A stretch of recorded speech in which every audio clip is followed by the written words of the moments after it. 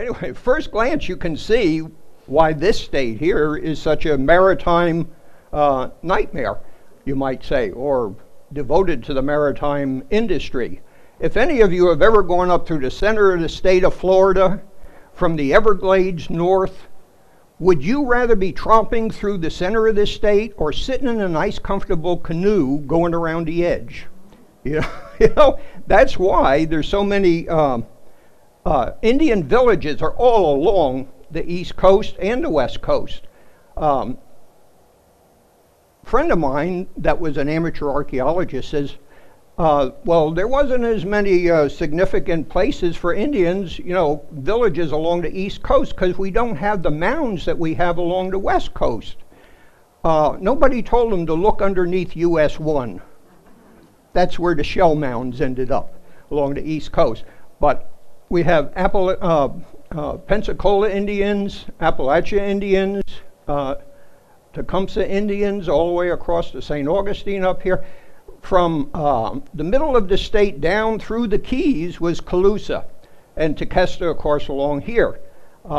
There were also a lot of ports that people can go into. Up around here was a Cedar Key, which was a primary place for shipping things. And of course, Pensacola up here, all the way down. Dry Tortugas down here is figures significantly in the maritime trades. Notice Fort Myers. Where did that go? Right there, Fort Myers. I didn't mean to do that. Fort Myers, the buttons are so close together here. I got a big fat thumb. There's a little island off of Fort Myers called Pine Island. And here's Pine Island. Number 4, if you can read it, says Pine Island.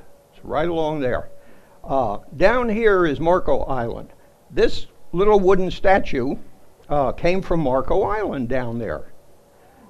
It was uncovered. It was well preserved, probably in muck or something where no oxygen got to it.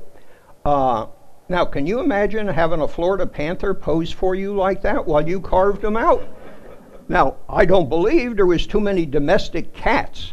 You know, cats are pretty smart. They waited for people to take care of them and nice soft sofas and beds to lie on. What cat in their right mind would come over to this flea-infested or mosquito-infested place at that time, you know? Okay, Pine Island. These are 30-foot high shell mounds of the Colusa. Underneath these, whoa, go back there. Underneath these mounds, they found occupation here at 5700 BC. So these have been occupied. Now we know that Florida's had occupation since 12,000 BC. That, just ask Bob Carr. He'll tell you all about it. He has a good book out too. It's called Digging Miami.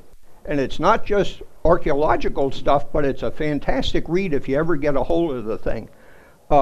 Now, the Colusa were fairly sophisticated, believe it or not. They had canals. On the other side of here is the Gulf of Mexico. They had canals cut into the center of their villages there to bring canoes in so that they could load them and unload them in safety, in case you had high winds and seas on the other side. And they controlled areas all the way down to the Keys. Now, they dominated from 800 to about 1600 along Florida. They were finally driven out by other tribes with guns. I wonder where they got them from.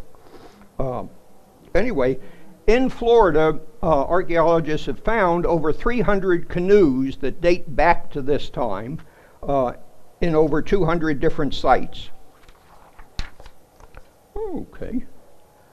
Now, when I took this picture out of a book, it said at the top of the picture, Seminole Indians before the arrival of the white man. Are we looking at historic photographs? Is this one of the earliest photographs we've ever had? They moved to Florida in the middle of 1700. But that looks much better than trying to tromp across the cattle fields in the central Florida, doesn't it? And, whoops, we've got over here a load of something. Now, these are either traders or they're moving. They're taking their whole family with them, like a lot of traders did up and down the coast, through the rivers. Okay, now we move up to 1513. Ponce de Leon, he had conquered Puerto Rico, and he was made governor of Puerto Rico a couple of years before 1513. He had heard from Indians around there about this rejuvenation process that had been done in lands north of Puerto Rico. Now, there's some interpretation problems, I think, as we have today between Spanish and our native-born Indians. Anyway, he heard about this rejuvenation. And, of course, we know it now as Fountain of Youth, right? And the rejuvenation was in an area that was a little pond or waterway, and it happens to be Windover Pond, we found out today. Anyway, when he landed, a little south of Cape Canaveral, there he is landing, and they claimed the Spanish territory, 1513. He went up there to see if he could find this rejuvenation place.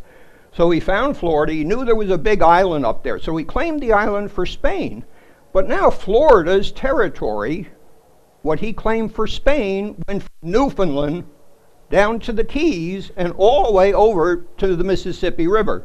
That was Florida, La Florida, or the pretty flowers or pretty greenery or whatever else there was. From there, he went on south, and he went around past the dry Tortugas up to Tampa. So when he got to the islands of Tortuga out there off of Key West, they're about 70-something miles out in the water from Key West. You can make a nice trip out there today and see. It's a great trip. Stories that I've read over the years about ships that would pull in there and they would get these turtles. The turtles were sometimes 300 pounds or more. And one guy would get down on his knees, get a shoulder underneath the turtle, and another guy with a pry bar, and they would flip them over onto their back. This way they can drag them over, put them up on the ship, leave them on their back, and they had fresh meat for weeks. Great idea. And ships coming and going past that area from this time did that. So there they are, capturing the turtles. At the time, they were sailing a carrack. Now, these are the names that they were called. Nao in Spanish, Portuguese, and French. You can pronounce it for yourself, and I'm sure it will be correct in your mind. So these ships were being used from the 1400s to the 1700s, and they're the first large ships that could do ocean-going, open-water sailing. They were well over 100 feet, maybe closer to 150, and maybe even larger than that. And they had a high forecastle. Right here, this part here, forecastle. This is the aft castle back there, so it's a forecastle. The problem with these ships, if you got into a really heavy gale, high winds, they fell over. That was the only drawback. Other than that, they were.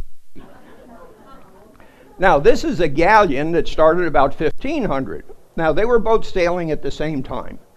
Now, these were about 100 foot long. They were less, shorter, but they didn't have, go back there, Stewart. They didn't have the forecastle up here. Okay. Do I want to say anything else?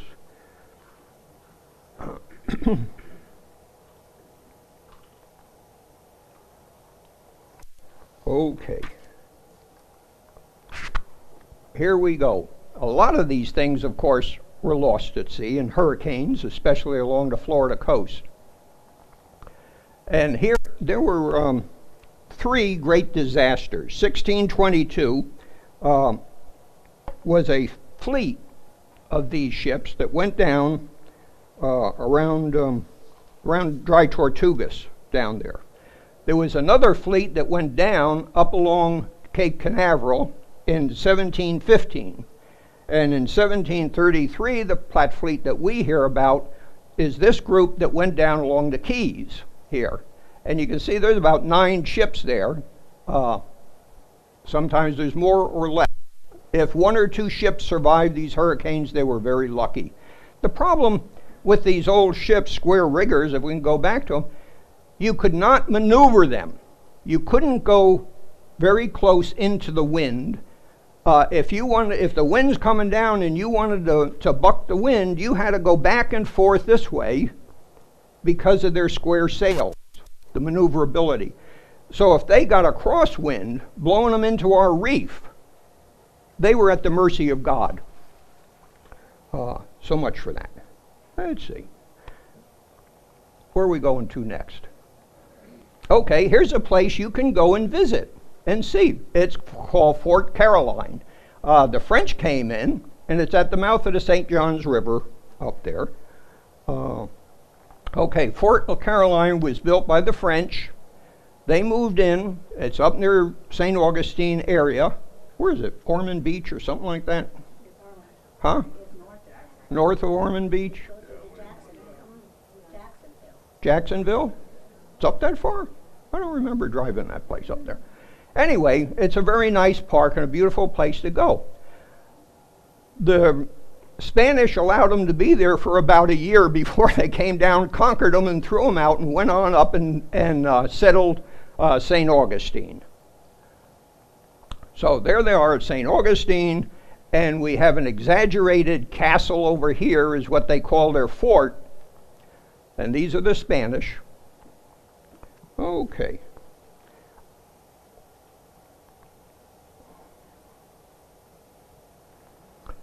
This is the fort, San Marcos, that was built between 1672 and 1695 of Coquina. Everybody know what Coquina is? Coquina is like a cement or a concrete, but it's made out of sand and shells. And it's not hard, really hard, like our concrete today. So when a cannonball went into it, it was like going in the mud. It went thunk. The cannonball against the fort was supposed to crack the walls and eventually bring down the stone walls.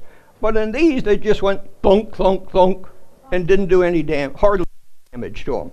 So, okay, the English bombarded it 1702. Now, what the English did, here's the English fleet. They're sailing, and here is sandbars over here. You have to sail in around here and go up around. And here was the fort, or the Castile, and this is St. Augustine, the town. This is the Matanza's River. Matanza? Anyway, and it goes out to sea too, and you can come in the back way, sneak in and attack. And this happened. Now the English came in. Here they are with their cannons here, and there's a bunch of guys dragging a cannon over here, and they're bombarding the town of St. Augustine. They didn't fire on the fort. Anybody have a motorcycle? No?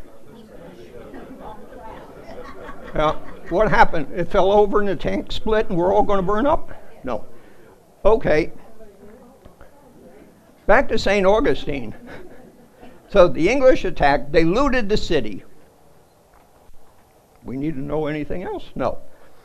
Now, later on, in 1740, to keep people from keep people from sneaking up on the Matanzas River here, they built a fort. Before they had a watchtower, which didn't stop anybody. So they decided to build this fort right down here on the Matanzas River. Anybody coming up would have got hit from that fort. Now, you can go to St. Augustine and get a, I don't know whether, is that a state or a federal park? State. And one of the state rangers will put you on a little boat over here and sail you up the river and you can visit Fort Matanza. Okay? That's a fun place to go. That was in, anyway.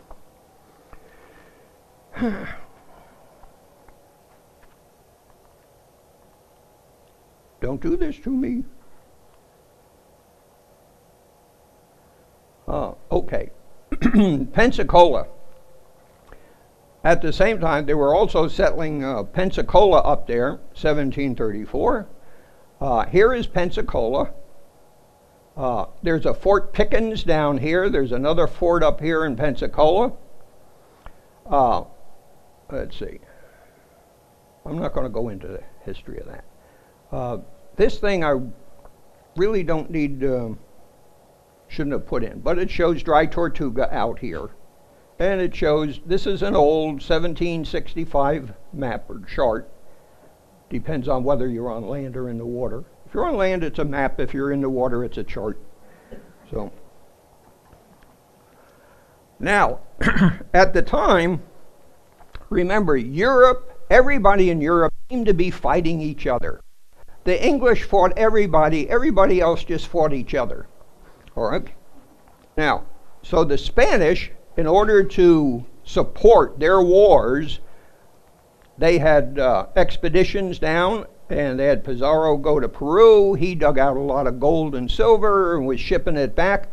There were mining in Mexico, getting gold and silver there, shipping it back.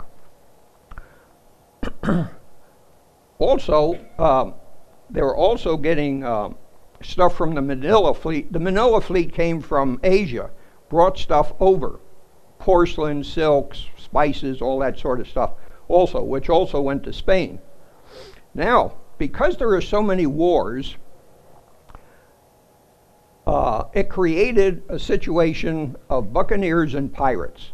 If there was, from time began, if there was somebody out there with some goodies, there was somebody else over here that wanted to steal it from them. That was piracy. We still have it today. A lot of it going on. So, privateers up there were boat owners, ship owners. A lot of these merchant ships also carried several guns in order to protect themselves from pirates. And then what the countries did, they asked these privateers, we're at war with these guys over here. Go to war for us. We will give you a letter called a letter of marque, and you can go out, and on your travels, if you see a ship that's one of our enemy's ships, we would like you to stop them. Raid them, sink them, burn them, do whatever you wanted, steal their goods, bring them back to us, and we'll go to court. We'll give you the ship, and we'll give you some of the goods, and we also get some of the goods so we can finance our war and more treachery. So when the privateers accepted this agreement, they became buccaneers. The buccaneers then were actually auxiliary navy of the home country, and they could go do what they wanted. They were also, under this letter, protected as prisoners of war. So you treated prisoners of war humanely. That was, you were supposed to back in time. They had treaties and agreements to that effect. So now you could go steal, and you were virtually, you were helped out. Now, the next step from buccaneer were pirates. Pirates are just plain outright thieves. They worked for nobody but themselves. They stole what they wanted from anybody they wanted to. Here is a letter of marque. It spelled out, if you got one from England, it said you could only raid Spanish ships, or you could only raid Portuguese or Dutch, whoever their enemy at the time happened to be. The country of Texas even issued letters of marque at one time. Isn't that cute? And so these guys, now, if you were a pirate, you would go here and you would put up an English flag and you would say, King of England, I'm willing to be a buccaneer. And they would issue one of these for that pirate, and then they would go over to Portugal and get one from there, and they'd get one from Spain, and no matter who they raided, they got the loot, and they were safe doing it. There was always people trying to figure a way to get around it. Now, the Buccaneers and Pirates playground was the Caribbean. This was the Spanish Main. And this is where the big ships with lots of loot were sailing. And they were sailing there, of course, this was the incentive. Whoops. Silver reals and gold escudos. These gold pieces were about just a couple grams shy of being 1 ounce of gold. Okay, that's what they're worth. Now, here's where the Spanish came in. They came from Spain. They came down here. Some of them went to Cartagena. Cartagena had warehouses. They stockpiled silver and gold that came up from Peru. They went over the Isthmus of Panama by donkey. They shipped it on into Cartagena. Then the ships from Spain took this loot, brought it on up to Havana. Havana was the central capital for the Spanish in this area at the time. They had warehouses there, and they stockpiled the stuff until they had a big fleet and a couple man-of-wars to protect it before heading back to Spain. Now, other ships would come from Spain and go over here to Veracruz. They also had warehouses and did the same job as did Cartagena. The Manila Fleet would come from Asia, come into Acapulco, which had one of the few deep water ports on the Pacific side. It went by donkey across the mountains here on over into Veracruz. From Veracruz then it went to Havana, where they put together a fleet and a convoy, loaded it up, and then waited for the hurricane season, and then left up along Florida and over to Spain. Now, remember, they're pirates are looting ships all the way from Newfoundland down the coast of Florida, down the coast of the United States, down the coast of Florida, and all over this area here. Many of them a lot of them came from Europe or England, down past Africa, over to Brazil. They caught a lot of pirates working in Brazil and Colombia, and then on their way up into Mexico. One of the places that harbored a lot of pirates was right in here, the Bahamas. This shows everybody warring with each other and pirate ships going after other ships. Now, the pirates, what they liked was a sloop, not a square rigger. Sloops with the other sails could head up into the wind. They were more maneuverable and they were faster. And they were quiet at night.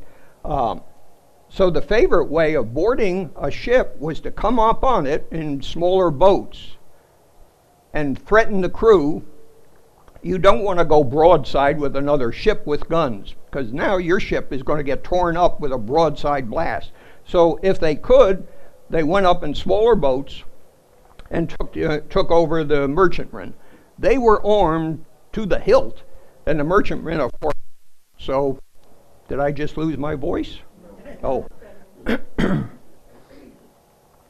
Okay, the pirates also had rules amongst themselves. In 1724, they had the Code of the Pirates. All would have an equal say. Ship was to be orderly, but without the hard discipline of merchant and naval services. Loot would be shared equally. The injured would be provided for, which was very different from the way the navies and the merchants treated their seamen at the time. That was a hard life. The pirates would elect, it was very democratic, they elected their own captain. And sometimes they unelected them and put in a new captain. There's some pirates. Now, you see these holes, where'd you go? You see the holes in the side of the ship here. When a cannonball came in, most of the damage was done by flying splinters. Now these were big heavy ships, and when those balls went through there and the splinters went flying, you could be impaled with a 3-foot splinter. And they would just shatter and go all over the crew. This picture is not really true to form. If these guys are pirates and they're getting ready to board another ship, they would have their boots on, because there was all kinds of stuff all over the decks during a battle that you don't want to step on. When you were sailing your own ship, so that you didn't slip, you went barefoot. But when you went to board another ship, that's when you put your boots on. Now, here's some of the weaponry, of course. Pistols, rifles. Let's go on. Now, this is what it'd be like, or at least a fanciful idea of what it's like. Most of the ships, when pirates came up to them, they terrorized the poor merchants, and most of them surrendered. So we see this fanciful thing about these big fights, taking over another ship, swinging down from the rigging, and all of that is mostly Hollywood, because it sells. These were some of the arms that they had, a blunderbuss, and that's almost like a shotgun. You could put anything you wanted in there and it would just spread out and hit everybody. Pistols, muskets, and cutlass was primarily. Then you always had your daggers with you, and you had a boarding axe.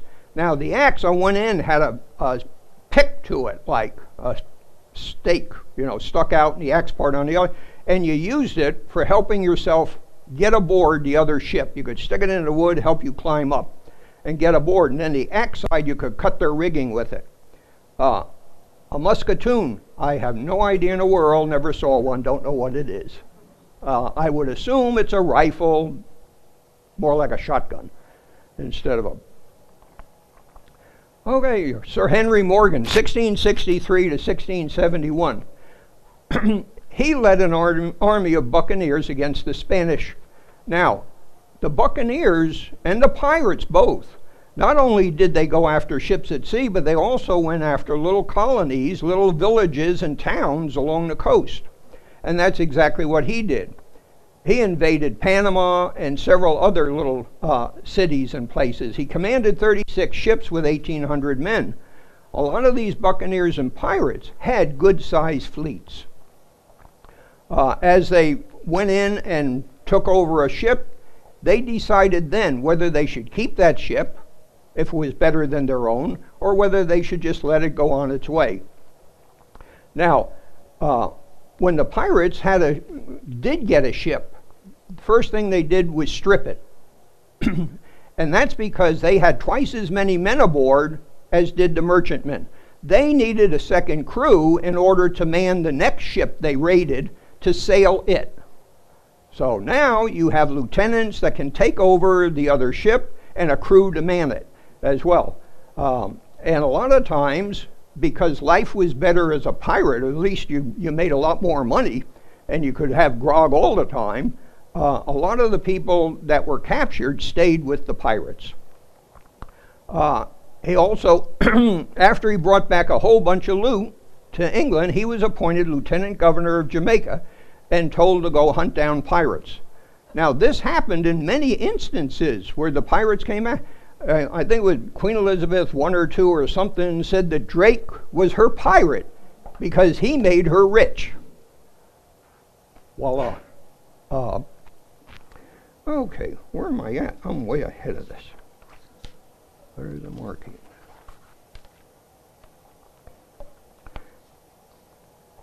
Oh, Henry Morgan also was a merciless guy. He died in 1688, was buried with full official honors.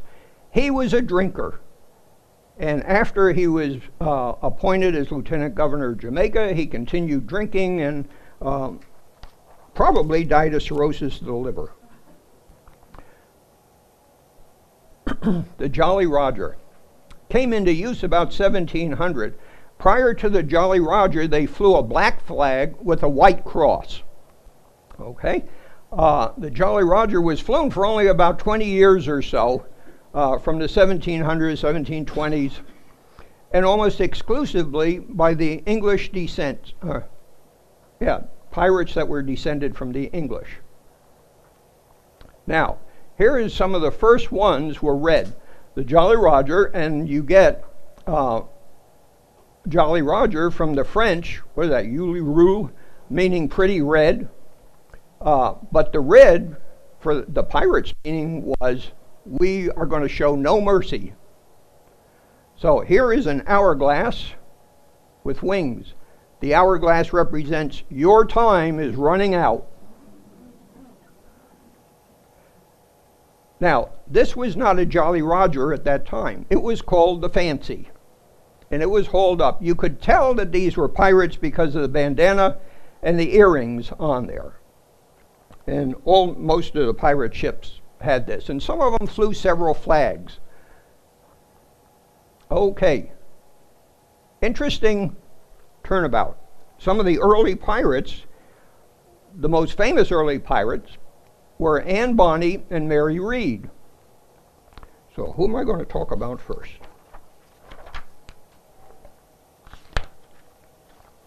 I think. Now, Mary Read was a British soldier, and she was captured by a guy named Calico Jay, Rackman. Let's go to, well, now, Anne Bonny was, she left her sailor husband. Actually, they were in the Bahamas, got divorced, and she met Calico Jack and took him on as a lover.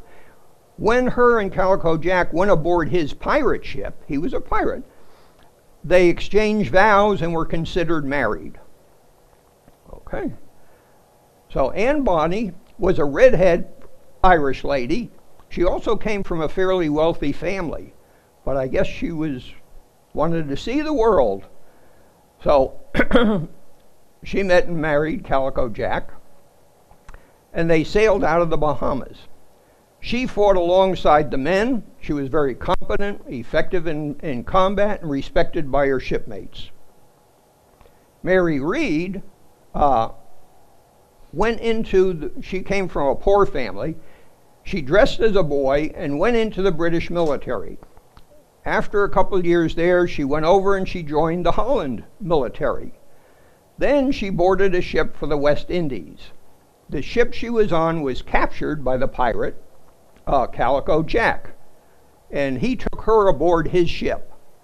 Now, there was a thing. No women are allowed aboard pirate ships, but Calico Jack, probably being a little horny, he allowed it. So, and the two girls fought alongside each other, and they were vicious women, and they were also, for their time, very good looking. So,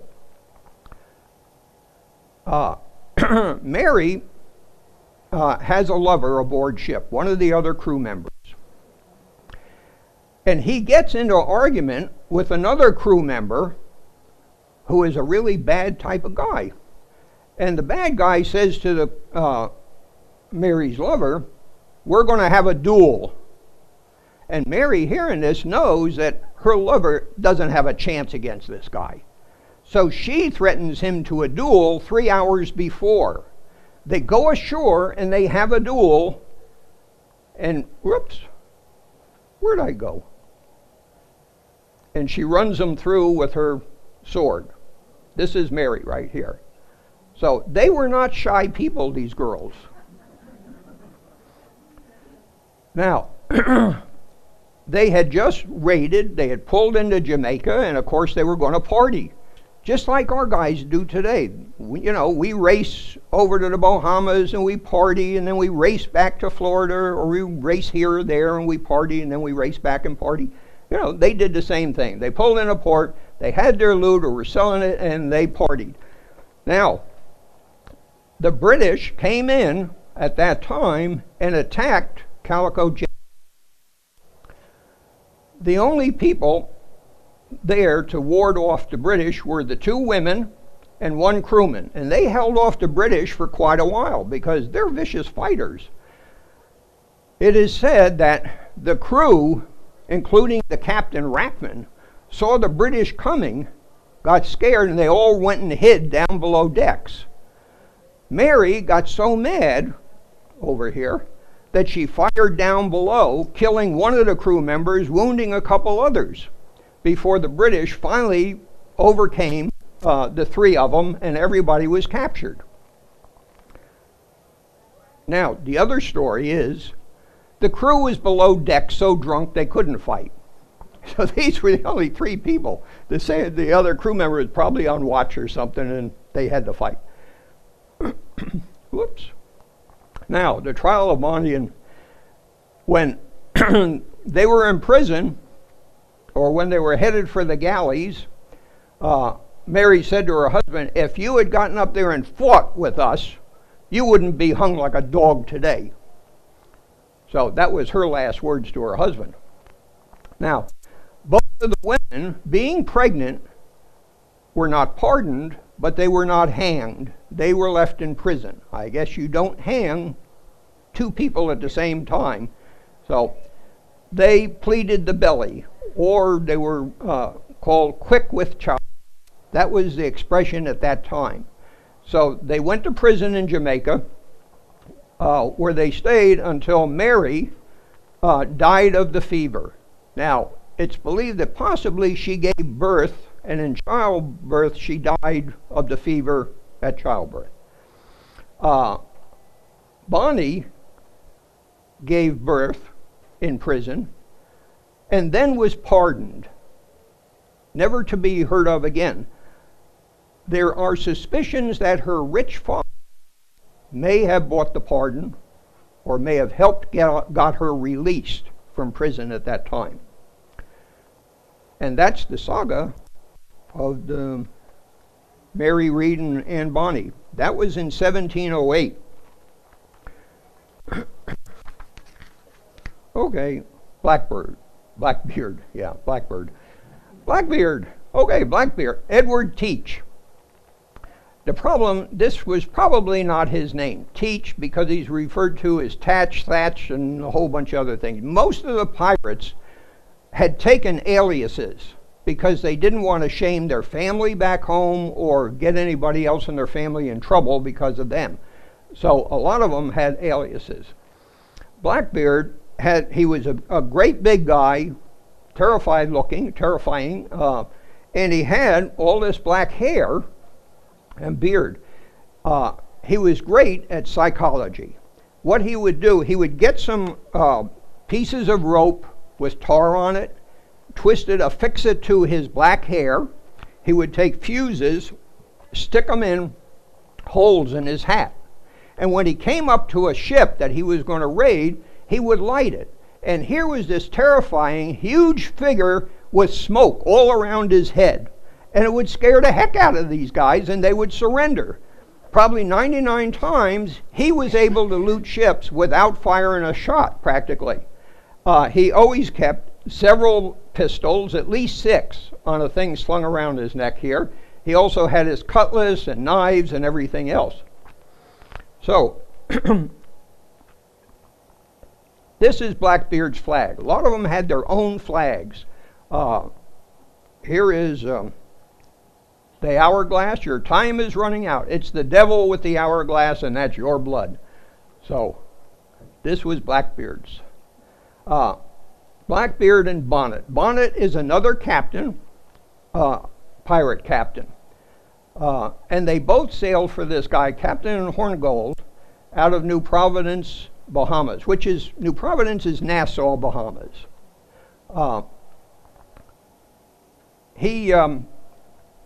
Horngold retired, took 2 ships. Bonnet already had his own ship, and Blackbeard, being one of his lieutenants, he gave a ship to Blackbeard. The first thing they did, they went out and they captured a French slave ship, good size. They offloaded the slaves and whatever goods they had, and he took the ship and called it Queen Anne's Revenge. Remember the English Navy had Queen Anne? It was the ship that sank. It was the pride of the British Navy, and they think that maybe he named it this just to make the English mad. I was going to say something important and forgot about it. Anyway, so a lot of these guys knew each other, especially associating with each other in these pirate coves like New Providence there. Then, a while later, Blackbeard went across along the coast of the United States and had captured many, many ships, looted them. And he was really wanted. Now, he had a bad reputation as being a really nasty pirate to everybody. But in fact, he never killed or wounded any captives on the ships. Now, a guy named Lieutenant Maynard from the Virginia militia was sent out to try to get Blackbeard.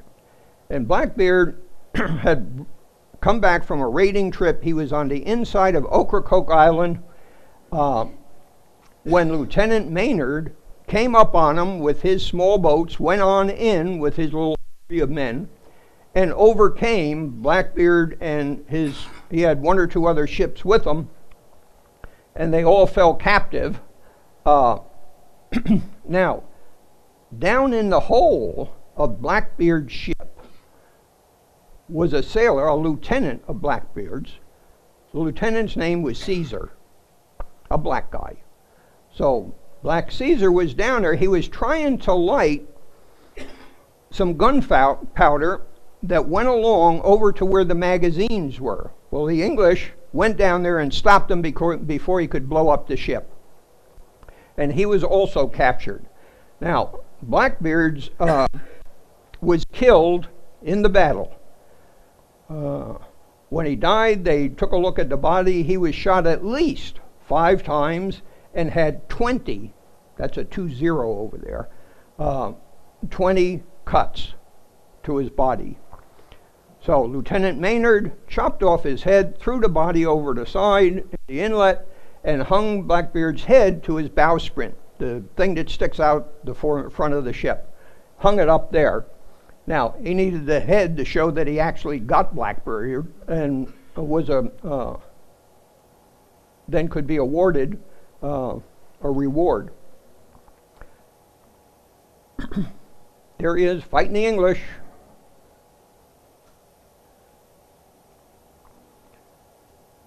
Now, Major Stede Bonner, this was his flag. At the time, 1717, there were estimated by the United States government 1,500 pirates that were along the American coastline at that time. Now, this guy got into piratery. He was down in the Barbados. He was a Barbadian. He had 400 acres. He had a mansion. He had a wife, kids, a good life. He went and he built himself a sloop, shallow water for shallow water. He put 10 guns on it. He hired 70 men. He paid them a salary, and he left his wife and kids and whole thing to go out to be a pirate. People say that of her nagging.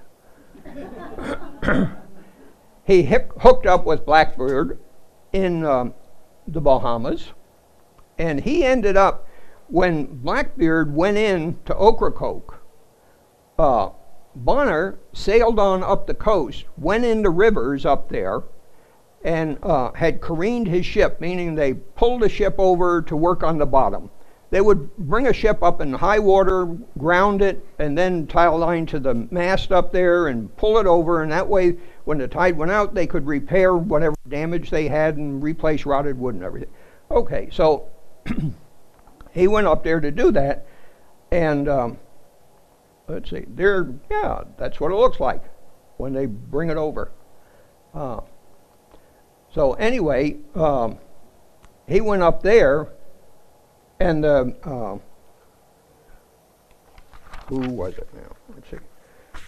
Now it was the South Carolina Army that went after him up there, and a Colonel Rhett, while the ship was tilted over like that, attacked him, captured Bonnet, and he was hung in Charleston, 1718. Okay.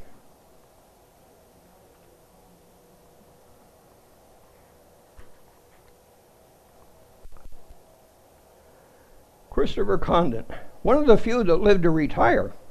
Most pirates just figured, I'm not going to make it, so I'm going to that'll be the end of me, and they didn't have to worry about being killed.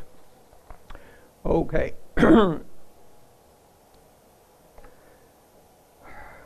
This is a guy that didn't want to be a pirate.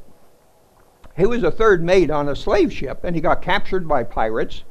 Then the pirate ship pulled into a cove, which was a Portuguese cove. And he had sent up English man-of-war flag, and the Portuguese invited him to come in. They had a little fort there, so he came in, and then he invited the governor of this island, or wherever they were, to come have dinner aboard his vessel. Very nice of him. He was then going to ransom off the governor, and get out of there. But instead, the governor said, hey, before I come over for dinner, why don't you guys come on over to my fort and we'll have a glass of wine or two, and then we'll go over for dinner. And Davis, who is the guy, doesn't say Davis, does it? Anyway, he goes over and he got captured. The Portuguese knew exactly who he was, unfortunately. They captured him and they killed him over there. So now, here is Condon and the rest of the pirate crew back on their ship, and the crew decides, okay, this guy Condon, he was the third mate, he knows about navigation, he knows how to command a ship, so they voted him to be captain. What he did, the first thing he did, was take a raiding party, and at night went back ashore to revenge the death of their captain, and they looted the place, killed half the men on the island, brought all the loot back, and they took off, sailed off. And then later on, now he was a regular pirate, stealing and looting and whatever they did. He gets back over to off the coast of Africa there, and he sees this huge Arab ship. So he loots it. He raids this big Arab merchant ship. And there was something like 100, I didn't have a pound sign. That's supposed to be 100,000 pounds worth of treasure and valuables. And it belonged to the East Indian Company. Now, East Indian Company was big at the time. East India Company, so I'll get back to that. Anyway, Condon finds out that this is East India merchandise. He quickly unloads the passengers and some of the loot. He takes the rest of the loot, his 40 men with him, and they beat feet for a French island, Bourbon. And there he pleads to the governor with a little bit of his loot, and the governor pardons him and his men. Now, 20 of the men stay there. The other 20 go off wherever they want to go with their share of the loot. Condon decides to marry the governor's sister-in-law, moves to France, and becomes a wealthy merchant. Now, why did he leave pirating to hurry up and get to a French island? East India Company happens to be an English company. English East Indian, right? The East India Company had not one army, but several armies in India. They were the governing factor in India at the time. They controlled India. They were mucho powerful. They were owned by powerful people in England. If Condon had decided to stay in pirating, he would have everybody in the English fleet looking for him. His name would have been mud. He wouldn't have had any chance of surviving for very long. So he went to a French island. The French didn't particularly care for the English at the time, so it wasn't a hard choice to make. Okay. Black Bart Roberts.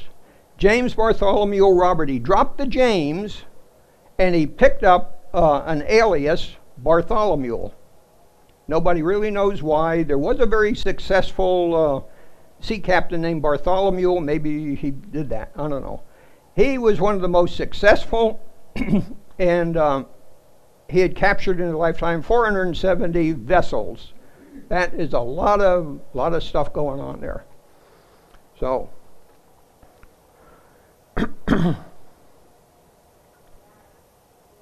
he had come across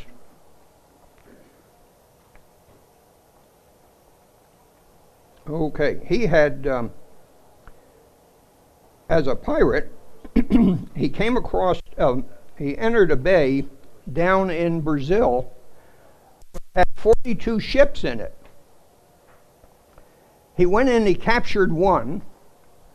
He persuaded the captain to tell him which ship in all of these 42 had the most treasure aboard it. They were sitting there waiting for men of arms, for warships to come and escort them back to Portugal. These were Portuguese. So he found out which one was the richest, and from there he went over and captured it.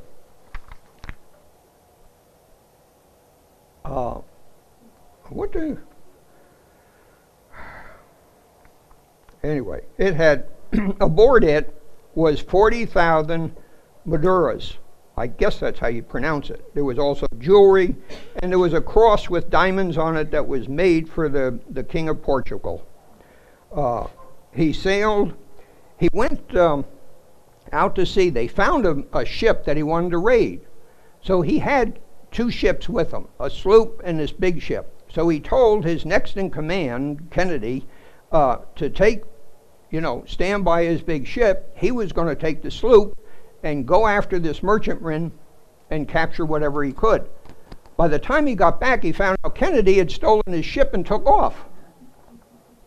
So at that time, he said, we're going to set up a pirate's code of conduct. And he was the guy that started this pirate's code of conduct that says what we went over a little before. The guys will have an equal share. If they're hurt, they'll be taken care of. All for one and one for all. You don't steal from me, I don't steal from you in the future. And that's what he started. But so he went down to Barbados and Martinique, and he was sailing around the islands down there, and Barbados decided to arm a couple little ships and send out after them to stop them. Martinique says, hey, that's a good idea. We don't want those pirates here anyway. So they armed a couple of ships and sent them out after Black Bart. So Black Bart, this was his flag up there, time's running out, and his friend here. So Black Bart had a new sign made right here, and he's standing on two skulls. And this, a Barbadoan's head, and this one, a Martinican's head. That's what that stands for. So he went up and he got in many ships. Okay. He was how he ended up HMS Swallow. Okay, that's English. An English warship came down and engaged him and his two other ships that he had, and he was hit in the throat with grape shot, and that did him in. So that was the end of his career. This is now.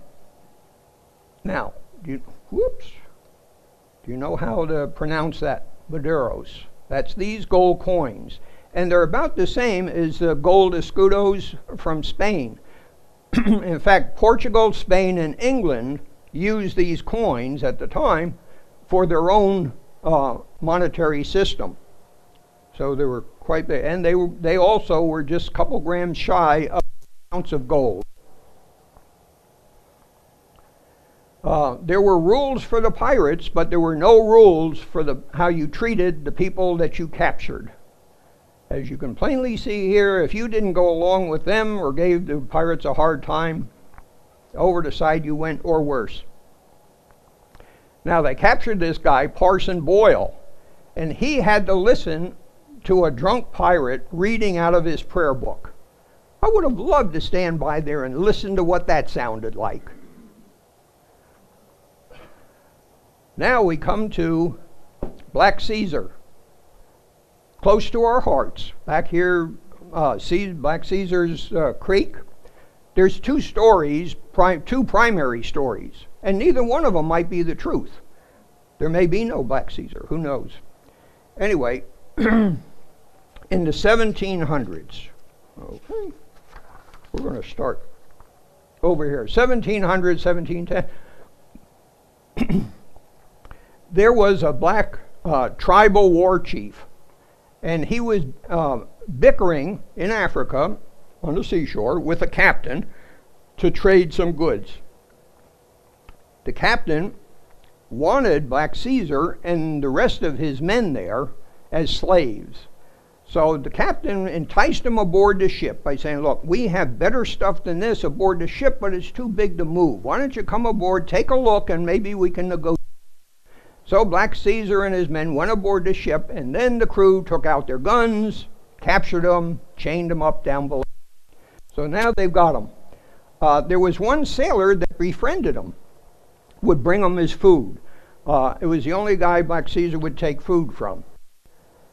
They sailed around, they were up the coast of Florida, ran into a hurricane. The friend that was a sailor went down and released Black Caesar below deck. They came up, they got a couple guns or something, came up on deck, and they forced the captain and the crew into a corner of the ship.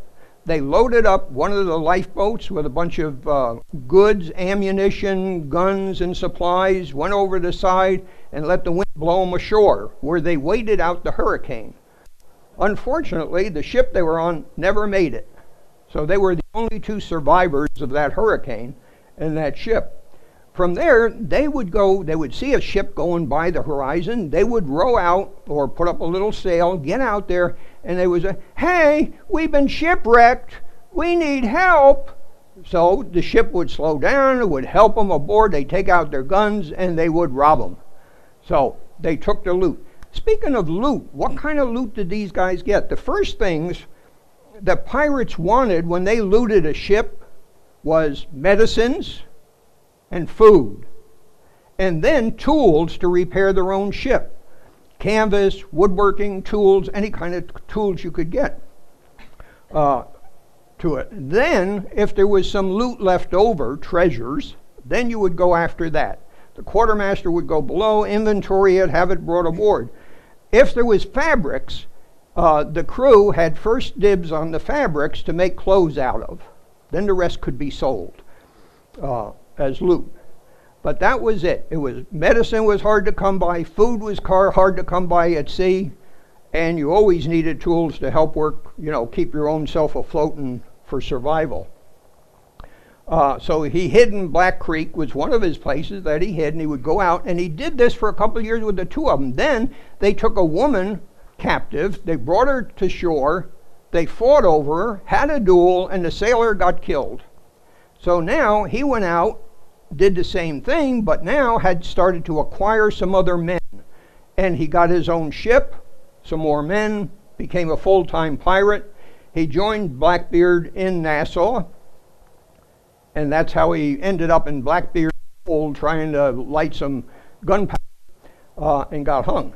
Ended up being hung. So that's the 1700s Blackbeard, or Black Caesar rather. Now we go after 1700, around 1800, almost 100 years later, and we have another Black Caesar. This is a guy born of slaves in Haiti. He was a houseboy as a slave, but as he grew up, he ended up being a great big guy, very imposing, so they sent him off to the lumbering work there instead of being a houseboy. And when he was in the lumberyard, the overseer of the lumberyard treated him very badly. Didn't like that. There was a revolt in 1791, and he had revenge on the lumberyard overseer with a saw. That was the end of the overseer.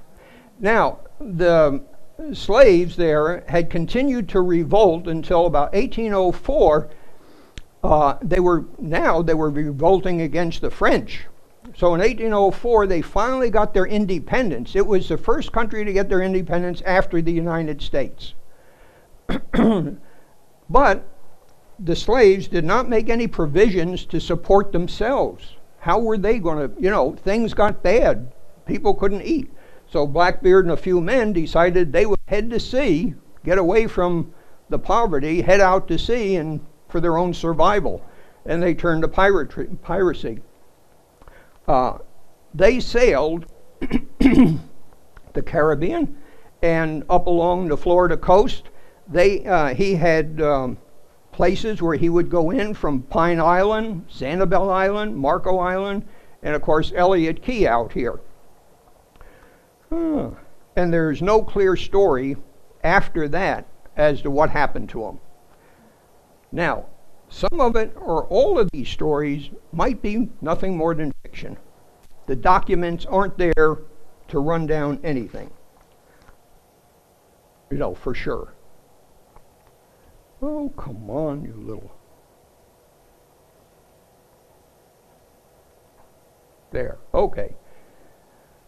1820s, the U.S. Navy sent Commodore David Porter to root out piracy. Ordered to suppress piracy in the Florida Keys. Am I going over time? Yes? If anybody would like to leave, yes? 5 more minutes? This is going to go on into the night. Maybe I'll finish. Okay. Porter comes down to Key West. He has a big ship. He can't chase the pirates into these little coves, shallow water. So he sends his own ship north and he orders a ferry boat to come down. He also orders some other boats. Let's see if I got it on here. Okay, he brought in 8 small schooners because they don't draw much water and they're fast and agile. 5 20-oar barges to bring in troops. And he cleaned out Florida doing that. Now, he followed some of the pirates he followed and captured going out into the Bahamas, going south in the Caribbean. He followed one group of pirates. They went to Puerto Rico, which is held by Spain. At Puerto Rico, the Spanish governor would not release the pirates. They protected the pirates because they had a deal with the pirates not to loot Spanish ships. So they were being protected. Porter says, screw you, and he lands a party and wipes out, gets his man, his pirates. The Spanish government complains to the United States. The United States says, we can't invade another sovereign country, and they court-martial Porter, who is now a big hero, and he resigns.